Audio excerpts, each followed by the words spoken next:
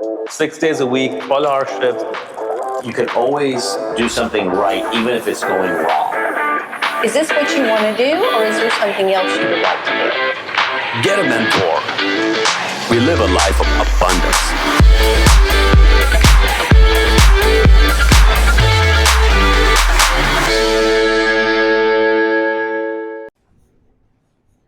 Good morning, everyone. Welcome to the show, Coffee with Kunal. This morning, I'm excited. I have a very special guest and friend, Smita Singh, who's agreed to joining us and sharing her insight and storyline, what she's done for all these years when she moved to US in 2019. No, that was 1999. 1999. Awesome. Welcome onto the show. Thank you. So Smita's journey has been really interesting. She was born in India. She spent about 5 years in Holland and moved to US in 1999. And over all these years, she was in corporate America, and then she worked in the oil and gas industry. She's had her own businesses. You know, she had a Kumon, she had some toy stores. Yep. And most recently in 2019, she transitioned and got into real estate. So Smita, tell us about your journey and how it's been for you for all these years. Journey has been awesome. Of course, like you said, I did move here in 1999. Please do not age me. I'm not going to tell you how old I am. But you came here to go to college, is that correct? I did my undergrad in Pennsylvania, and I hated the cold, and so I'm in Houston today. And I moved to, I started in oil and gas. I was a cost controller. I did the whole... Cost controller? That's right. What were you doing as controlling cost of the company? Yes, exactly, which I don't do anymore. But yes, I did. I was, we built hydrogen sulfur plants. Okay. And I was doing their budgeting, scheduling. It was really, it was a phenomenal platform for me to learn. I was there for 5 years, and I was running multiple projects at the same time. So I think one thing that I really took away from that, which I didn't realize, was professionalism. Again, in hindsight, right? Because at that time you're like, this is it, this is fun. And then when I look back now, I really do, I feel like I really learned a lot. So yeah, I did that. And then I decided that I did not want to be in a 9-to-5 job anymore. And so I started a Kumon, which is a children's, math and English center, reading center. So, which was great. That was my first ever business. So definitely, again, learned a lot, became an entrepreneur, did not realize what running a business meant.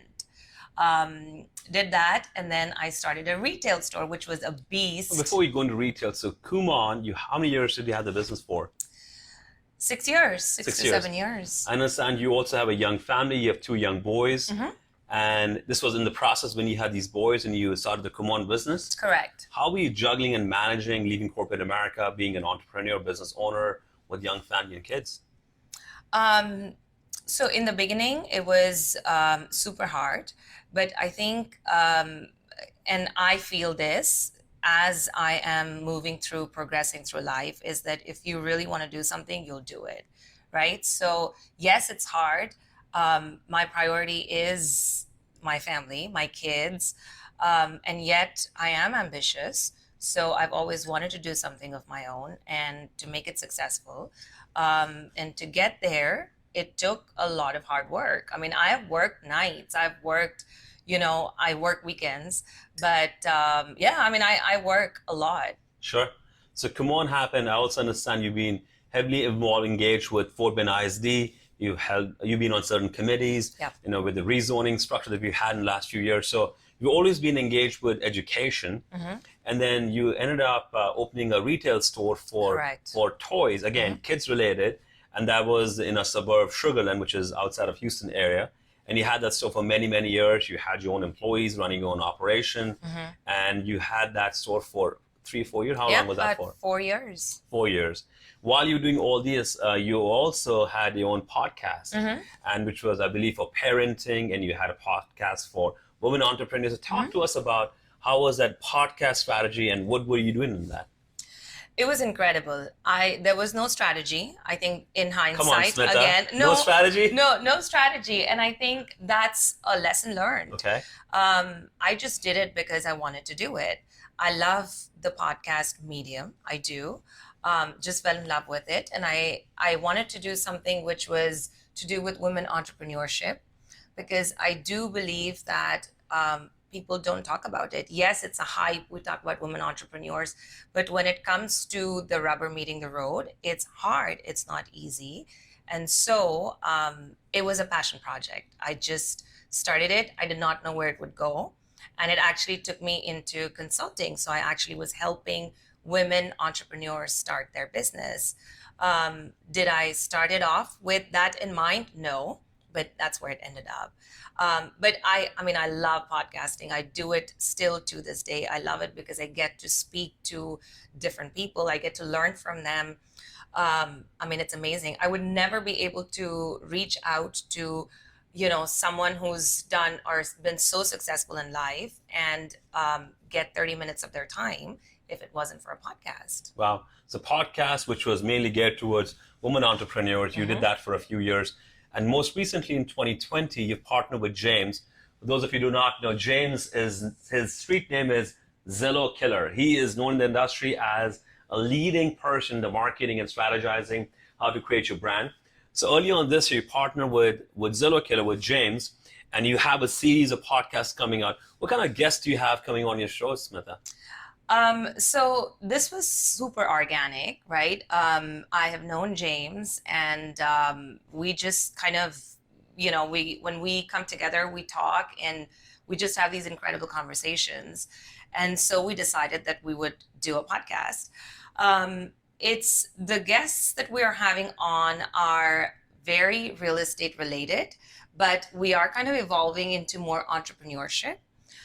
Again, because I feel like there's something missing in this industry, which we really are trying to bring to the table. Is it easy? No, because again, we're kind of evolving as it goes as well. Sure. But yeah, we want to bring in a new mindset. We want to bring in a fresh perspective. We want to bring in some, dynamic people on the table who can give us more insight into their entrepreneurial life, which we can kind of glean into real estate. So people listening today, if they want to listen to that podcast, what's it called? Where did they get that from? Sure. So it's not out yet, but we're working on it. Did I spill the beans today? Yes, you did, which is fine. But it's going to be called Resonate. Resonate. Resonate. All right. And how do you spell that, Smita? RESONATE. All right. And RE is in brackets, just to kind of focus on real estate. And it'll be everywhere on wherever you hear podcasts. And it's actually going to be a video podcast. So you'll see us talking. So podcasts over all these years, and you've moved on from woman entrepreneur to business owners and talking on podcasts with Zillow Killer. I also understand in 2019, you made the plunge and got into real estate. And for the last year and a half, you've had tremendous success. Looking at your numbers, you've done over 48 contracts. You've done over 15 million sales volume for first-year rookie who's been in the business. Those are incredible numbers. What do you credit your success in the real estate industry from being a rookie when you got your license last year to what you are doing today? Is it your corporate America? Is it your family values? Is it your Kumon store? Is it podcast? What do you attribute the most to your success today, Smita? Great question. So yes, I mean, when I got into real estate, of course, I had no clue what I was going to do. I was brainwashed into it. I wonder who did that for you. I have no clue. Guys, I'm guilty for that. I've known Smita for over a decade. Yeah. And we've been good friends. We've hung out together. And over the years, I knew her progressing in career and what she was doing. And she always had the drive and hunger to help other people, which she's been doing, of course, what we talked about. And I said, you've got to apply your strength and your values into a business that you can help more people and also get financial success. That's when you switched and took the plunge into real estate in 2019. It's been an incredible journey. I mean, Smita is a rock star. So tell us again, what is the most valued experience or past business or position that you held that's helped you get the most success in real estate, Smita? I'm not going to attribute it to one thing. I do think it's a mix of several different things. I think one is, which you talk about, Kunal, a lot, is clarity.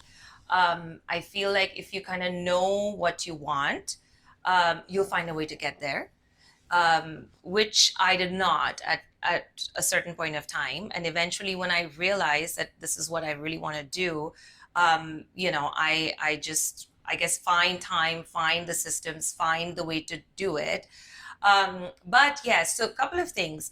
I think professionalism, I do totally believe in that. I feel like that is one thing that sets us, even as a team, apart from other people, because we're not, we do this full time, right? You call me, I will be there on time.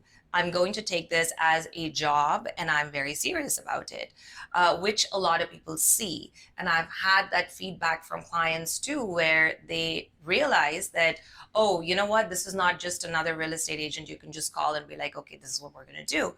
So I do think professionalism is a big difference in not only, I guess, me, which I bring to the table, but also our team. And also just, for me, it's always been hard work. And I do think that this is one industry where you get what you put in, right? It's not, there's no ceiling. So you're telling me you don't work 9 to 5 now? No, I work 24/7. Hey, make a note of that. You need Smita, I can call her 24/7. It's on record now. That's right. No, I do. But I do. I feel like it's, yes, you have the flexibility where if you don't want to work a couple of hours, you don't. But if you don't put in the hours, you won't see the results.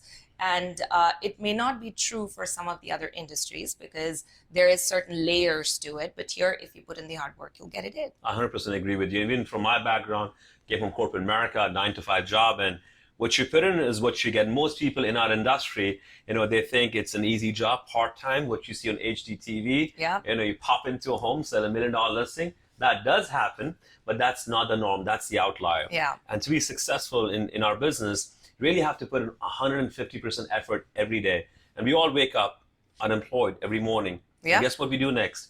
We drink some coffee with Kunal. That's right. Hold on, let me have a sip. All right. But actually, let me pull another thread over here. I do think also, I know a lot of people talk about knowing who you want to work with, right? You have to know your niche and all of that stuff. I do think that throughout what I've done in the past 15 years, I do have an affinity towards kids. So I've realized that in my year in real estate, I have enjoyed most working with families. And I guess it pulls in my school experience, my Kumon, my Brilliant Sky, the retail store. And I do tend to work more with families. So it's it may not be a niche, but I think just knowing that helps me because when I'm talking to a prospective client, I know exactly what to say because I've been in the same boat. Does that make sense? Absolutely. So what you're saying is, over the years, all the work you've done being professional in oil and gas, done business of Kumon, which was for teaching kids, then a store that sells toys to kids, and then you had a podcast about parenting. So all these things are dots that are connecting now. Yeah. And what you're saying is when you work with clients, helping them finding a home, it's not about what the husband wants or the wife wants, but what is right for the family. What school zoning is right for them.